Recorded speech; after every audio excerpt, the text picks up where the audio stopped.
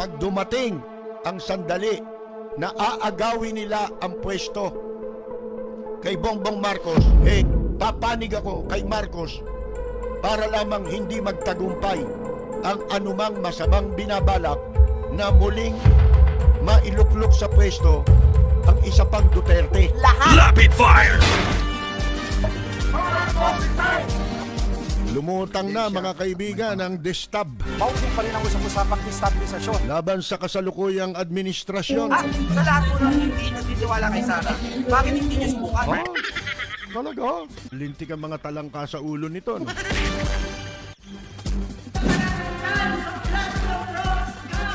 Si Amy Marcos po, sunod-sunod na ang banat laban sa administrasyon. Sipin ninyong mga tao ito. Kaya, yung sinasabing blood is thicker than water, yung mas matimbang ang dugo kaysa ano paman. Isa ako sa hindi naniniwala.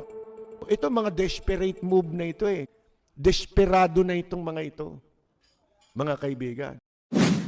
Ito kung papipiliin ako, administrasyon ni Digong nyo, at aagawin din lang ang pwesto ngayon kay Marcos ako. Mga kaibigan, katulad din ng maraming mga nakausap natin na hindi sila pare-pareho ibinoto. Ang ibinoto ay si Vice President Leni Robredo. Kung darating ang sandali na aagawin nila ang pwesto kay Bongbong Marcos, abay, kakampihan ko si Bongbong Marcos. Yan ang tandaan ninyo. Sapagkat hindi na kailan paman dapat maulit na isa pang Duterte ang maupo. Lalaki yung nanggaling, hindi mas grabe kung babae, mga kaibigan. Alam naman ninyo yan. Ngayon, sinasabi ko lang, kasi kailangan tayong manindigan sa bawat pagkakataon. Pero kung darating yun, papanig ako kay Marcos para lamang hindi magtagumpay ang anumang masamang binabalak na muling mailuklok sa pwesto ang isa pang Duterte. Tandaan ninyo yan, mga kaibigan. Kasi wala naman tayong pagpipilian kung hindi lesser evil. Lesser evil na ito Bakit? Hindi marahas. Yan ang unang-una, mga kaibigan.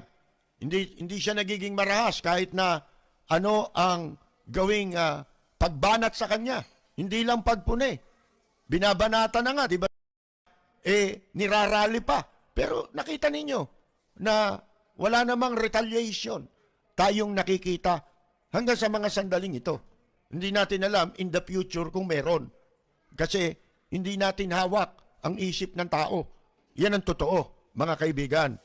Ngayon, hindi naman natin kinampanya yan, di ba?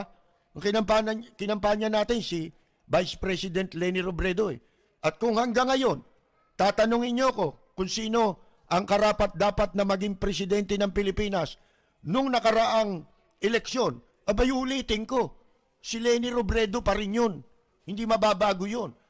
Pero pag dumating ang sandali na gagawing masamang balakin labang kay Marcos para mailuklok sa pwesto ang isang Duterte, abay magma-Marcos ako, mga kaibigan.